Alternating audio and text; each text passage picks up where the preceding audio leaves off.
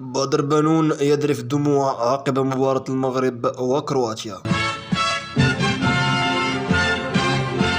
توم بريس، سلام الله عليكم. ذرف لاعب المنتخب المغربي بدر بنون الدموع بعد نهاية لقاء تحديد المركز الثالث والرابع في مونديال قطر، حيث انهزم أسود الأطلس بهدفين لهدف أمام منتخب كرواتيا. وفي تصريح صحفي له لبدر بنون عقب نهاية اللقاء، كشف أنه حزين ليس فقط على خسارة المركز الثالث، بل لأن الفريق كان يطمح إلى لعب النهائي والظفر بكأس العالم نظرا للمستوى الكبير الذي ظهر به المنتخب المغربي. بنون أضاف أن الفريق كان يسعى للظفر بالميدالية البرونزية لإسعاد الشعب والاحتفاظ بها للأجيال أخرى، لكن المنتخب لم يدخل المباراة بشكل جيد أمام كرواتيا. وعاد بنون ليؤكد أن الوصول لهذه الأدوار في بطولة كأس العالم في حد ذاته إنجاز، وقال: لا أحد كان يتوقع أن نصل إلى ما وصلنا إليه. وغالبت دموع بنون وقال: هناك أمر شخصي لا بد أن أشير إليه. كنت أفكر في التوقف دوليا قبل أشهر، لكن الرجراجي أعطاني فرصة أن أكون واحدا من هؤلاء الأبطال. وتابع: مررت بظروف صعبة، لكن الإيمان بالله ومساعدة عائلتي وزوجتي لأصبحت اليوم أكثر إنسان سعيد لأنني دخلت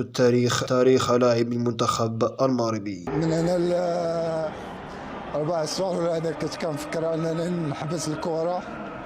الشكر الكبير كيرجع لهذا السيد اللي كان اللي خلاني واحد من بين الابطال اليوم اللي اليوم كيشرفوا الرايه ديال المنتخب الوطني. دزت من فتره صعيبه، ولكن ربي دائما كيعاودك بشي حاجه اللي مزيانه. الايمان ديال ربي كان كبير، والدور ديال العائله ديالي الكبيره ولا الزوجه ديالي كان مهم في واحد المسار ديال الحياه ديالي. انا اليوم اكثر انسان سعيد لانني دخلت التاريخ ديال اللاعبين ديال المنتخب المغربي. كنبغي نشكر اي واحد وقف معايا في هذيك الفتره، لانني كنت محتاج سيفري، لانك ماشي ساهل كتنعس بالليل كتفكر واش غدا غادي تصبح تشوف وليك ولا لا. هادشي كنت كنعيش، ولكن حتى واحد ما قدرت نقوله ليه، حتى الناس اللي قراب ليا، مراتي ولادي. ولكن ربي كبير الحمد لله. انا اليوم كنتزوج مع بلادي، شرف لي انني اليوم من بين هاد الجيل الرائع. كنبغي نشكر كل واحد ساهم في هذا الانجاز اللي كبير، لاعبين، ستاف، جامعه، سيدنا الله ينصرو اللي كان دائما على اتصال بالمنتخب الوطني. والحمد لله فخورين بكم. فخورين. يخليك خويا عمي. شكرا ما نساوش شكرا لدولة قطر على هذا التنظيم الكبير الصراحه اللي شرف كل العرب. ملاعب في المستوى، اماكن اللي ممكن يروح لها الناس اللي استمتعوا، اللي كانوا واخدين واحد النظره خايبه على قطر. اليوم كنظن بان الكل غير رايه. احنا كنفتخروا بان احسن كاس العالم داز.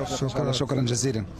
إن أعجبك الفيديو لا تنسى الإعجاب والاشتراك في القناة.